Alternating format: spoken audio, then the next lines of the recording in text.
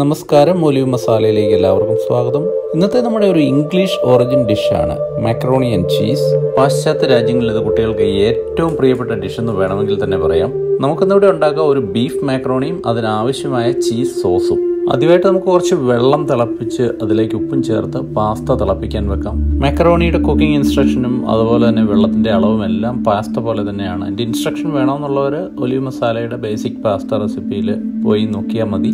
ഇന്ന് ഞാനിവിടെ ഒരു 2 തരം പാസ്ത കമ്പൈൻ ചെയ്താണ് ഉണ്ടാക്കുന്നത്. കാരണം എൻ്റെ ഒരേ ടൈപ്പ് പാസ്ത ആവശ്യത്തിന് ഇല്ലാത്തതുകൊണ്ടാണ് ഞാനിങ്ങനെ ചെയ്യുന്നത്. രണ്ടിൻ്റെയും കുക്കിംഗ് ടൈം ശ്രദ്ധിക്കുക. ഒന്നിൻ്റെ കുക്കിംഗ് ടൈം 12 to 14 മിനിറ്റ്സും ഒരെണ്ണത്തിൻ്റെ കുക്കിംഗ് ടൈം 7 മിനിറ്റ്സും ആണ്. അതുകൊണ്ട് ഞാൻ വെള്ളം തിളച്ച് കുക്കിംഗ് ടൈം കൂടുതൽ ആവശ്യമുള്ള പാസ്ത തിളച്ച് 5 മിനിറ്റിന് ശേഷമാണ് അടുത്ത പാസ്ത ഞാൻ ഇതിലേക്ക് ആഡ് ചെയ്യുന്നുള്ളൂ. ഇത് രണ്ടും കൂടി ഏകദേശം 250 ഗ്രാം പാസ്തയുണ്ട്. തിളപ്പിക്കാൻ 2 ലിറ്റർ വെള്ളമുണ്ട്. ഇനി പാസ്ത റെഡി ആകുമ്പോഴേക്കും നമുക്ക് ഇതിനാവശ്യമായ ചീസ് സോസ് ഉണ്ടാക്കാം. പല ബ്രാൻഡുകളിൽ ധാരാളം ചീസ് സോസുകൾ ഇന്ന് മാർക്കറ്റിൽ അവൈലബിൾ ആണ്. പക്ഷേ നമ്മൾ അതൊരെണ്ണം എടുത്ത് അതിൻ്റെ ലേബലൊന്ന് വായിച്ച് നോക്കിക്കഴിഞ്ഞാൽ ഒരു 15-20 കെമിക്കലും പ്രിസർവേറ്റീവ്സും അതിനകത്തുണ്ടാവും. പക്ഷേ നമ്മളിന്നിവിടെ ഉണ്ടാക്കാൻ പോകുന്നത് വളരെ സിമ്പിൾ ആൻഡ് ക്ലീൻ ആയിട്ടുള്ള ഒരു ചീസ് സോസ് തന്നെയാണ്. ആദ്യമായിട്ട് ഞാനിവിടെ ചെറിയ തീയിൽ ഏകദേശം ഒരു 70 ഗ്രാം ബട്ടർ ചൂടാക്കുകയാണ്.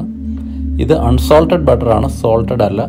കാരണം നമ്മുടെ ചീസിനും ഒരു സോൾട്ടിനെസ് ഉണ്ട്. അപ്പോൾ നമ്മുടെ ഉപ്പ് കൂടി പോകാണ്ടിരിക്കാനായിട്ടാണ് ഞാൻ അൺസോൾട്ടഡ് ബട്ടർ ഉപയോഗിക്കുന്നത്.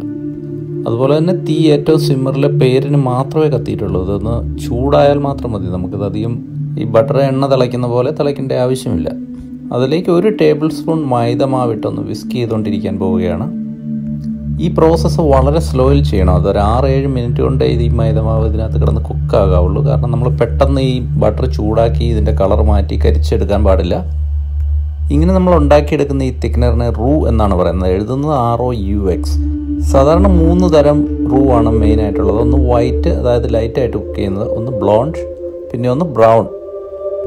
നമ്മളിന്നിവിടെ തയ്യാറാക്കുന്നത് ബ്ലോണ്ടാണ്. അങ്ങനെ നമ്മുടെ റൂ ഏകദേശം തയ്യാറായിട്ടുണ്ട്. ഇതിലേക്ക് ഞാൻ ഒരു പിഞ്ച് മുളക് പൊടി കൂടി ചേർക്കുകയാണ്. ഇതിൻ്റെ ഒറിജിനൽ റെസിപ്പിയിൽ മുളക് പൊടി ഇല്ല. ഇതൊരു സ്പൈസി ഡിഷല്ല. ഞാൻ അല്പം കളറിന് വേണ്ടിയിട്ടാണ് ഇവിടെ മുളക് പൊടി ചേർക്കുന്നത്. കാരണം നമ്മൾ മാർക്കറ്റിൽ നിന്ന് വാങ്ങിക്കുന്നതിനൊക്കെ നല്ല ബ്രൈറ്റ് യെല്ലോ കളറായിരിക്കും. അതിനകത്ത് ഫുഡ് കളർ ആഡ് ചെയ്തതാണ്. നമ്മളതൊന്നും ചെയ്യാതെ തന്നെ നാച്ചുറലായിട്ട് അല്പം കളർ ആഡ് ചെയ്യുകയാണ്. ഇനി നമുക്ക് ഇതിലേക്ക് ഏകദേശം ഒരു 500 മില്ലി ഫ്രഷ് ക്രീം ചേർക്കാം. ഫ്രഷ് ക്രീം ഇല്ലെങ്കിൽ അതിന് പകരം നമ്മൾ പാല് ചേർക്കാം. ടേസ്റ്റിന് ഒരു വ്യത്യാസവും വരികയല്ല. പക്ഷേ പാലാണ് ചേർക്കുന്നതെങ്കിൽ റൂ ഉണ്ടാക്കാൻ വേണ്ടി നമ്മൾ 2 ടേബിൾ സ്പൂൺ മൈദ ഉപയോഗിക്കണം, 100 ഗ്രാം ബട്ടറും.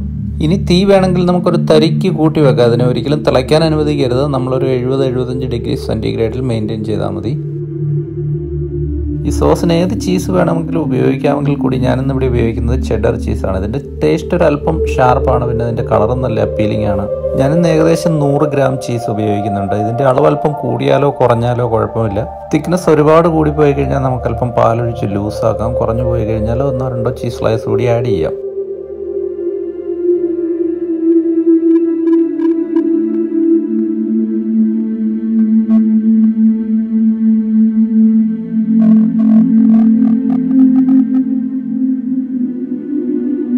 ഇപ്പോൾ നമ്മുടെ പാസ്ത വെന്തിട്ടുണ്ട്. നമുക്ക് ഇനി അതൊന്ന് സ്ട്രെയിൻ ചെയ്തെടുക്കാം. അടുത്തതായിട്ട് നമുക്ക് ബീഫ് കുക്ക് ചെയ്യാം. ഞാനിന്നിവിടെ ഉപയോഗിക്കുന്നത് 450 ഗ്രാം ഗ്രൗണ്ട് ബീഫാണ്. ഇത് 500 ഗ്രാമോ 600 ഗ്രാമോ ആയാലും കുഴപ്പമില്ല. കാരണം എനിക്ക് കിട്ടിയത് ഇങ്ങനെ 450 ഗ്രാമിൻ്റെ ഒരു പാക്കറ്റ് ആയതുകൊണ്ടാണ്. അതിലേക്ക് അല്പം ഉപ്പും പെപ്പറും ചേർക്കുന്നുണ്ട്. കൂടാതെ ഒരു 2-3 പിഞ്ച് ക്രഷ് ചില്ലി, ഒരു 2 തണ്ട് സ്പ്രിംഗ് ഒനിയൻ്റെ വൈറ്റും ഗ്രീനും കൂടി കട്ട് ചെയ്തത്. നമ്മുടെ ഈ ഗ്രൗണ്ട് ബീഫ് കട്ട പിടിക്കാതെ ഇത് കൂടെ ഇളക്കിക്കൊണ്ടിരിക്കണം. കൂടാതെ ഇത് ചെറുതീയിൽ കുക്ക് ചെയ്യണമെന്ന് നിർബന്ധമില്ല. നമുക്ക് നല്ല തീയിൽ തന്നെ പെട്ടെന്ന് കുക്ക് ചെയ്തെടുക്കാം.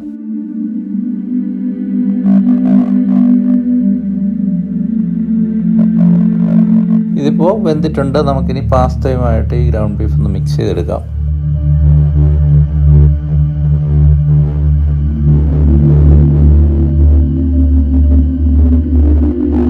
ഇതിലേക്ക് നമ്മുടെ സോസ് ചേർത്ത് ഇളക്കി കഴിഞ്ഞാൽ നമ്മുടെ ഡിഷ് റെഡിയായി. പക്ഷേ ഞാനിന്ന് ഒരു സ്റ്റെപ്പ് കൂടി ആഡ് ചെയ്യുകയാണ്.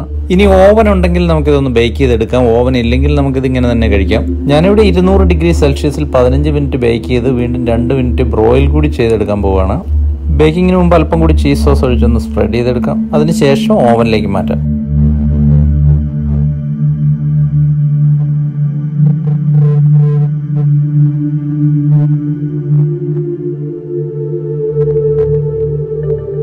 പതിനേഴ് മിനിറ്റ് കഴിഞ്ഞു. ഇനി നമുക്കത് പുറത്തെടുക്കാം. വാവ്, അടിപൊളി. ഇത് ക്ഷമയെ പരീക്ഷിക്കുമെന്നാണ് തോന്നുന്നത്, കാരണം ഉടനെ അങ്ങ് ഇത് ആറി വരുന്ന ലക്ഷണമില്ല. ഒരിക്കലും നമ്മൾ ഉരുകിയ ചീസ് ഊതി അരച്ച് വായിലിടാൻ ശ്രമിക്കരുത്, വാ പൊള്ളിപ്പോവും. ഈ റെസിപ്പി നിങ്ങൾക്ക് ഇഷ്ടമായെങ്കിൽ ഒരു ലൈക്ക് തരാനും കമൻറ്റ് തരാനും മറക്കരുത്. മറ്റൊരു എപ്പിസോഡുമായി വീണ്ടും കാണുന്നതുവരെ സ്റ്റേ സേഫ്.